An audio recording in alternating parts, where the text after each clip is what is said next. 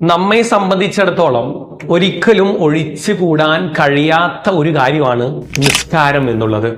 നിസ്കാരത്തിന് കുറച്ച് ഷർത്തും ഫറദും എല്ലാം ഉണ്ട്.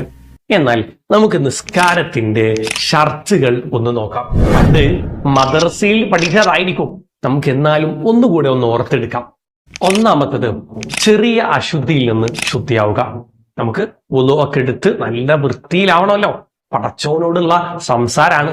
രണ്ടാമതായിട്ട് പറയുന്നത് നെജിസിൽ നിന്ന് ശുദ്ധിയാവുക. നമ്മുടെ ശരീരം, നമ്മുടെ വസ്ത്രം, നിസ്കരിക്കുന്ന സ്ഥലം എല്ലാം നെജിസിൽ നിന്ന് ശുദ്ധിയായിരിക്കണം. ഓക്കെ.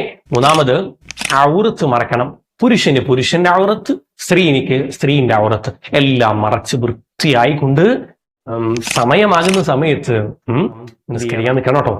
പിന്നെന്ത് ചെയ്യണം? ഖിബ്ലക്ക് മുന്നിടണം. ഇതാണ് നിസ്കാരത്തിന്റെ ഷർത്തുകൾ എന്ന് പറയുന്നത്. ഇത് നമ്മുടെ ഒപ്പം മദ്രസയിൽ പഠിച്ച നമ്മുടെ കൂട്ടുകാർക്ക് അയച്ചു കൊടുക്കണം.